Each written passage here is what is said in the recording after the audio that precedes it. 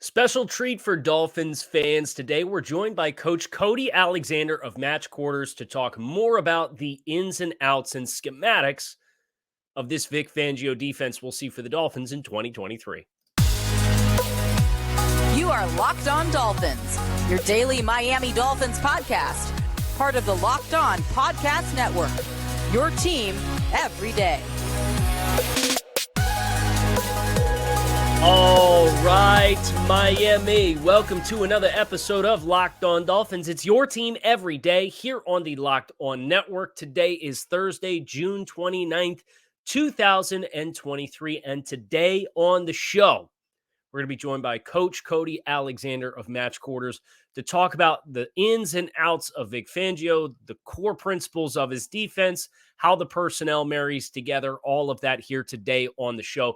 Excited to bring that to all of you. Want to give a special shout out to all of our everydayers who are locked in with us on a daily basis here on Locked On Dolphins. You can find us on YouTube or wherever you listen to your favorite podcasts.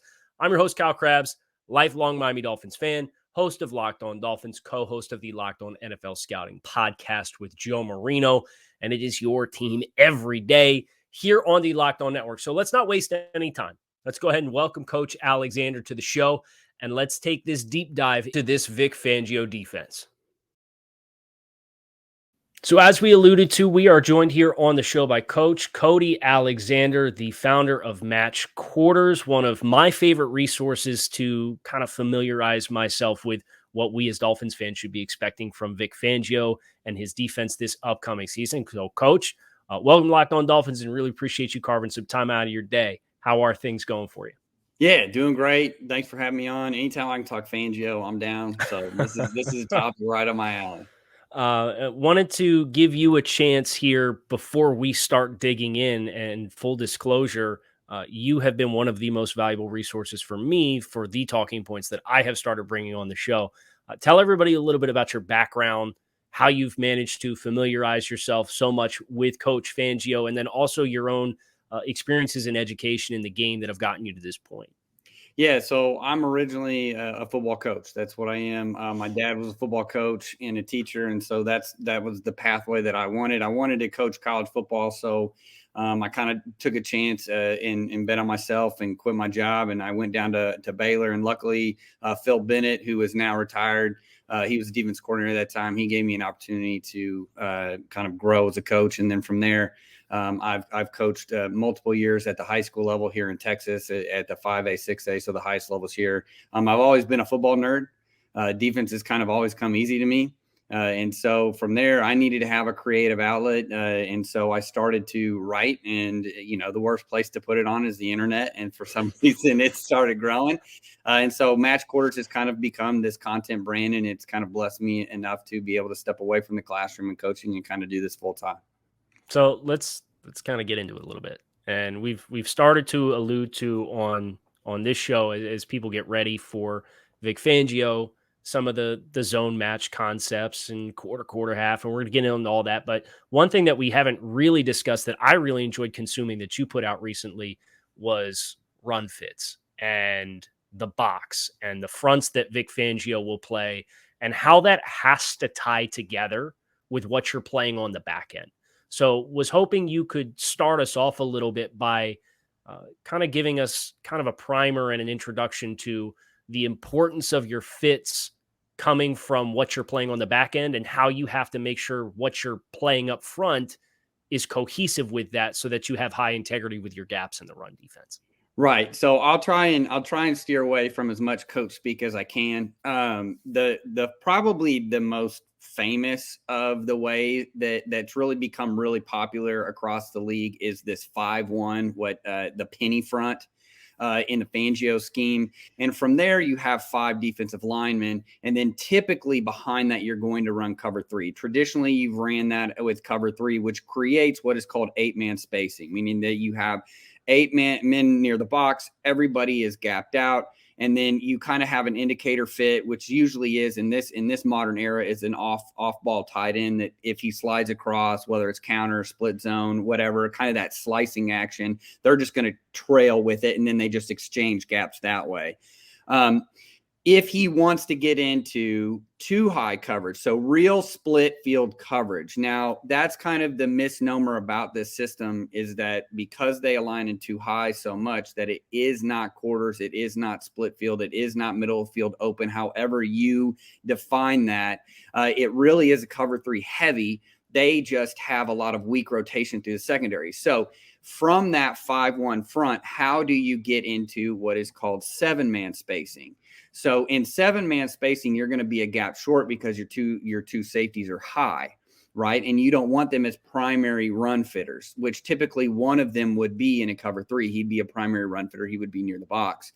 And so to alleviate that, you use line movement. And so in that, this is where we get one of the most popular calls, and I wrote about it on my Substack, is Penny Sam 8. So all Sam is you have 5 offensive linemen. The edge rusher to the nickel is going to rush, and then everybody is going to move away from him, allowing that will linebacker, the other edge, the edge away from him, to drop into coverage. So you end up getting your 7-man coverage aspect of it. And so you're a little bit short in the box. So how do you play that? Usually you do that with movement, right? Because we want to cancel gaps with movement. We want offensive linemen to attach to these interior defensive linemen. We really want to have 2 guys for every one of our interior linemen. And then we want our edges to have one-on-ones.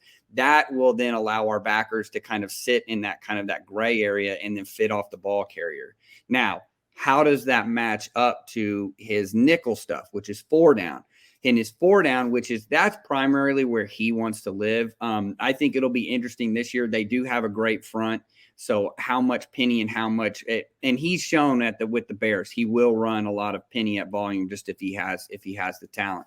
But in his nickel stuff, it's more or less they're getting the 7-man spacing by using the 2 interior defensive linemen to play what's called gap and a half. And all that means is I'm going to put my head in a gap, right? But I'm going to kind of be square up on the lineman. And then if the ball tries to move inside of me, I'm going to then shift my head to the other side. And therefore I'm playing my primary gap, which is where my head and hands are going to be. But if the ball moves, I'm going to then move into that new gap. And that's really typically what you see in the NFL, because you have these interior defensive linemen that can really maintain that. And so what that, again, it does, it really keeps the fit structure the same for your linebackers. And so if you want to go to 8-man spacing from there, which he plays a lot of what I call 3 wide. So they just spin the safety to the tight end down. Then you have the same fit structure. You just now have 4 guys off the ball instead of the 3 guys off the ball because you're in a penny front. So hopefully that wasn't too confusing. Try to make that as simple as I possibly can. No, and I think Dolphins fans, even if they're listening to this, you can appreciate, you alluded to the front and the personnel, and start thinking about, well, the conversation with the Dolphins right now is they might be a little thin on linebacker, but they have this really robust and deep defensive line with probably 5 or 6 deep at the edge rush group. But then they also have Christian Wilkins and Zach Sealer and Raekwon Davis as really good players who, in the Brian Flores / Josh Boyer style of defense, have been accustomed to playing gap control up front. So you hear that gap and a half type concept, and you can see kind of the overlaps that exist with certain ideologies. Now, what the pre-snap presentation is I think the biggest deviation between what it's been versus what it will be. But you can hear that and appreciate where the Dolphins do have the talent that exists right now up front. And I know, Vic has played a little bit less penny than some of his disciples across the rest of the league have. But if you're thinking about Vic customizing this defense to the talent that they have, I think you can probably envision worlds, and specifically in certain matchups with run heavy teams, where you might want to have more down and you might be less stressed to have 5 down as compared to 4 down, based on what they can attack you with from a spacing perspective in the passing game. Yeah, and he really has shown that he's one of those guys, and really a lot of the NFL defense coordinators kind of get a bad rap of how, like, they just don't ever change. Like the NFL, it's kind of like once you're in, and then you just never kind of change or evolve. But Fangio has really shown that, even from when he went from the Bears to the Broncos. Even when he was, now that he's taken some time off, coming back, he's said multiple times to different people that, hey, I've got some new things that I'm working on. There's some things that I want to do. Working with the Eagles last year, and again, that was Gannon's defense, very much quarters heavy. Not a lot of this. He calls it cover 8, which is half quarter.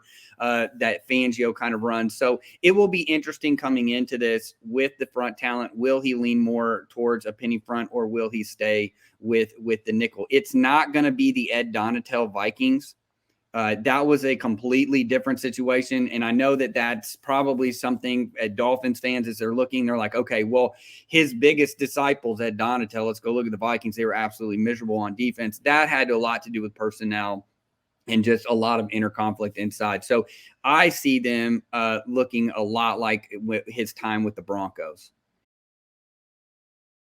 Before we go any further on today's show, I have to tell you about our friends over at FanDuel. Right now is the perfect time for you to take the bat off your shoulder and take some swings at all of the action with Major League Baseball. Right now, you get up to 10 times back your first bet amount in bonus bets, up to $200 with FanDuel. There is no better place to get in on all of the sports betting action than FanDuel, America's #1 sportsbook. So if you bet $20, you can get up to $200 back in bonus bets after your first bet with FanDuel.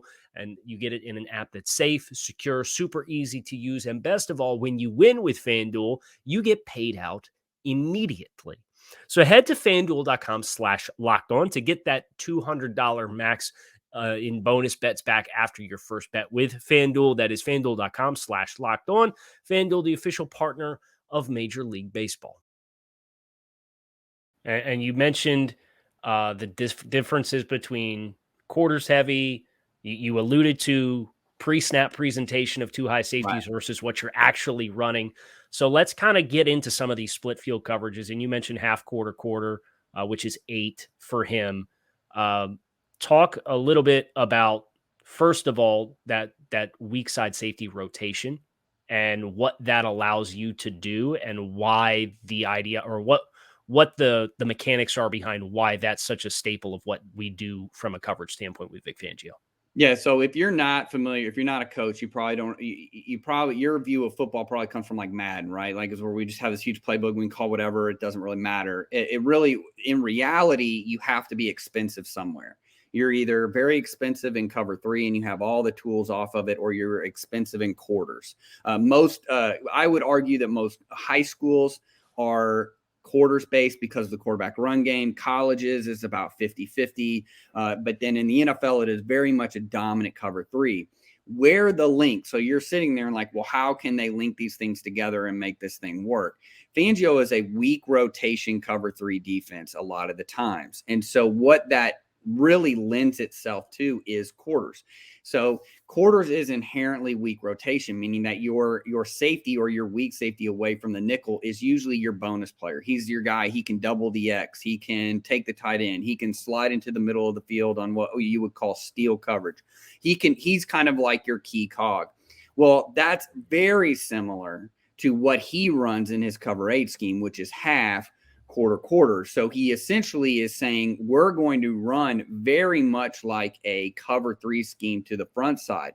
Where you're soft in cover 3, and the Rams were a great example of this, is outside and in the flat. And what happens is, if I want to then make sure that I get some kind of double on the best receiver, and typically that's your outside receiver, we want somebody to beat them up and trail them and things. You don't want to run cover 3 because it isolates your outside corner. You either have to press them and just play it like man, or he's off and you're really soft into the flat. So what he said is, look, we already run cover 3. We have all of our and look, all defenses that run cover 3 have quarters tools in their toolbox for weak rotation cover 3. So these are all things that then when you go and you say, okay, we're now running our split field looks, the guys already kind of have an understanding of what you're doing. So the corner now is playing a little bit more aggressive. He's playing trail technique. It's called squat in the Fangio system, where he's going to beat up number 1 and then he's going to get in trail technique. He's not going to nail down on any kind of flat route. Again, this isn't Madden. This isn't I have a little sphere of the flat, and I don't ever move out of that sphere, or if somebody comes in, I nail down on it. So they're really protecting these vertical columns. But what it does is he gets the same rotation in the middle of the field. And in fact, they use rotation, that language, to describe their quarters, which if you think of, if I were to say rotation just out loud and I say, what coverage am I talking about? You're probably going to default to cover 3. But what I love about his system and why it is different than anything else is he does it from a 2-high shell.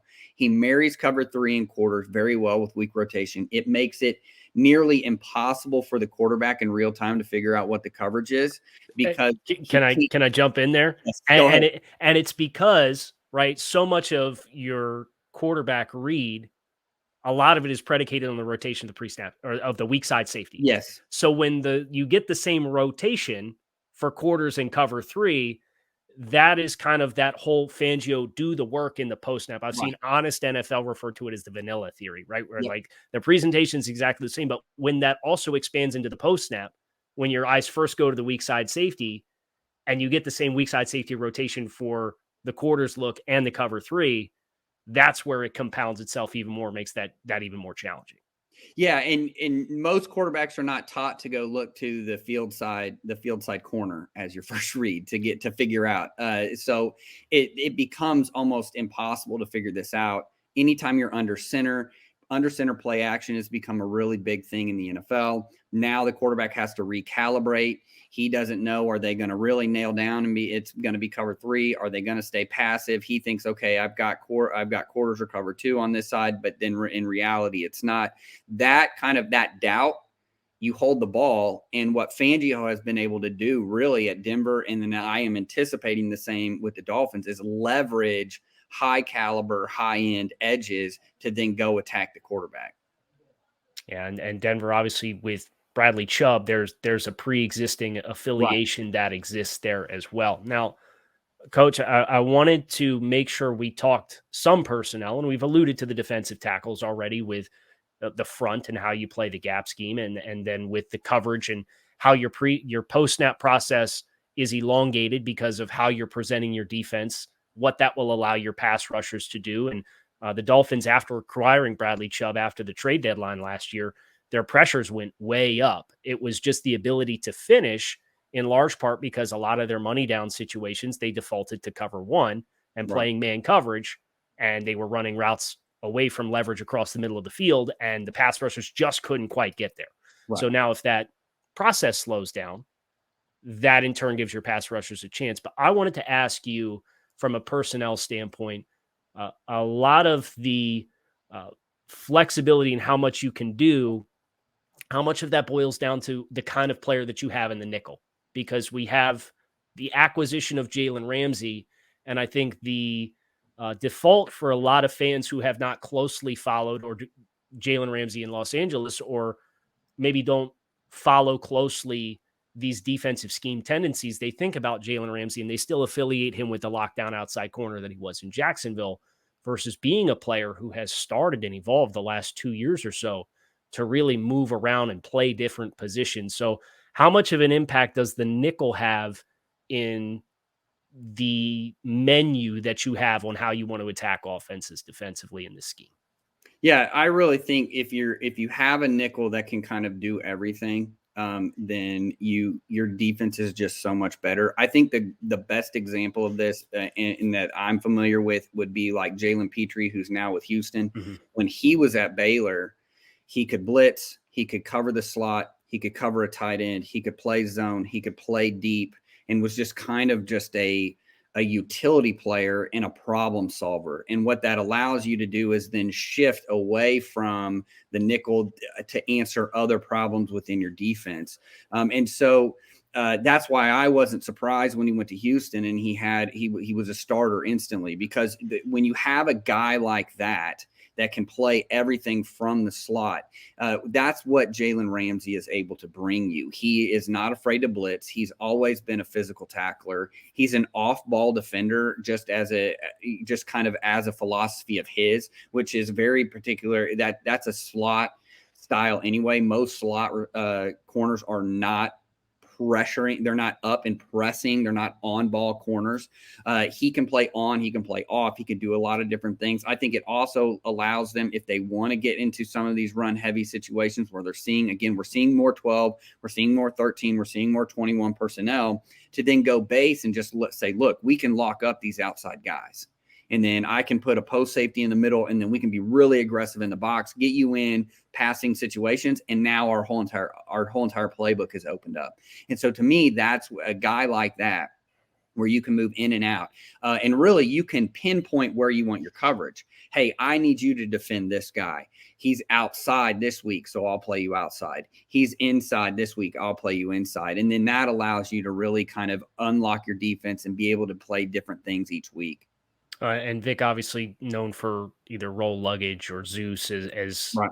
manifestations of that, as far as kind of setting where we want to put the point of emphasis, which is effectively getting two sets of eyes on a key player, and you're designating that player with the pre-snap call. I wanted to ask you the last thing, because a lot of what you're describing with that versatility, and then thinking about another player that the Dolphins have in safety, Javon Holland, when he played at the University of Oregon. His first year was very much a high post player. And then his second year, before he sat out in 2020 with the interruption to college football with the COVID-19 pandemic, was more of a nickel type player as well. And that was something the Dolphins really struggled with last year at times with the injuries to the secondary, was moving him around and also having another player who has that level of versatility. So I wanted to just ask you, how do you marry vanilla pre-snap presentation with moving players around? How do you walk that tightrope? Or from your experience, how easy is that to do, where we don't want to tip our hand on what we're doing with our pre-snap presentation, but we do have these players that are capable of playing in the high post or playing outside corner or playing in the nickel / the second level? Right. I think if you give me a tight end, then we're going to take our guy, like especially on a 50-50 down, early down. He's shown, like, especially if you go to his Broncos tape, Jackson, for instance, was always to the tight end for the most part. Simmons was away. He was your post safety. So on normal downs, you're probably going to get whoever you want to handle the tight end, or whoever you feels like you're more box sturdy player. That guy will go to the tight end. But then on these passing downs, or in these sub packages, he'll probably game plan it. And having a guy, and really in this system, both safeties have to almost be mirrors of each other. Yes, you're always going to have a strong safety or a down safety and a cover safety or a free safety, however you want to label that. And that will be your normal down, kind of where you go when teams are just kind of lining up. We have an idea of what we're getting. I don't have to worry about it. We're running regular coverage, because it's a 50-50 down. Whereas when we get into these sub packages, that's where the matchups are really going to come into play. Who do we want to stay high? Who do we want to play more of a coverage aspect? Do we need a tight end killer in one of these guys? Can they handle the tight end this week? That's where the game planning process comes up in the system, and that's where you start seeing guys move around. But both those safeties, just to going back to how do you teach that? Both those safeties, I guarantee you, in camp and then right now, they're learning both sides, because really, if you look at a Vic Fangio playbook, it's just, money signs for the safeties. There is no free safety, strong safety, cover safety, down safety. There is none of that. It's really just, these are our safeties. Wherever you line up this week or wherever we put you, then this toolbox. And two, going back to, you mentioned Zeus and luggage, which they also call stuff, meaning we're stuffing a receiver. We're finding wherever that star receiver is, that's where we want to get the double, and that's where the cover two side is. When you start doing that, you may be the down safety, but you may get that cover two side. So you still have to, just on formation. And we know in the NFL, like, the offenses are moving guys around each week. So I need to know, hey, the number one receiver is now to my side. I'm on the cover two side. I'm now a cover two safety. The other guy is now going to play that. And that way you don't get the switch, and that way they can't dictate motion with you. That's another thing that this system does really well, is handle motion, because the safeties are really kind of in the same sphere. They're the exact same. One just might be a little bit more down when we come to normal downs. Coach, Really appreciate your time. Want you to get a chance to tell everybody where they can find you. I obviously have your Twitter handle here on the YouTube channel, but tell everybody where they can find you. Tell them about your YouTube channel. Tell them about the Substack. Tell them about all the resources that you have, because you are putting out outstanding work. It's high level stuff, but it has made me appreciate what we are coming to expect with this Dolphins defense this upcoming season, and it's making me more educated on the game of football. So thank you for your time. Thank you for that, and tell everybody where they can find you. Yeah, you can find me again. You have my Twitter on there. Any kind of other platform that you are on, it's just search up Match Quarters and it should be there. I have a Substack where I release at least I try and release 2 articles a week. On top of that, I have a YouTube channel where and I also have a podcast, The Art of X Show, where I'm really kind of just breaking down a lot of these complex things that are in really. Football, it can be over complex. I'm trying to break it down as simply as I can. And then I have 6 books, which you can all find on Amazon.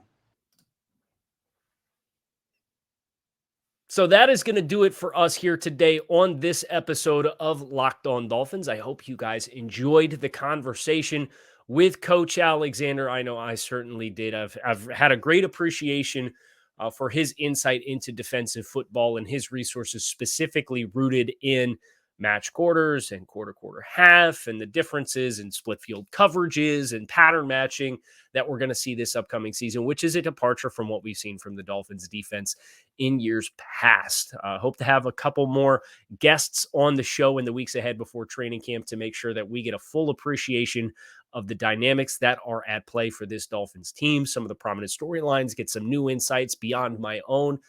So make sure you keep it locked in right here on Locked On Dolphins. It is your team every day here on the Locked On Network. You can find us on YouTube or wherever you listen to your favorite podcasts. I want to give a special thank you to the everydayers who have kept it locked in on a daily basis here on the show. I'm out of here. Fins up. Make it a great rest of your Thursday. And I'll be back again tomorrow to bring this week of Locked On Dolphins to a close.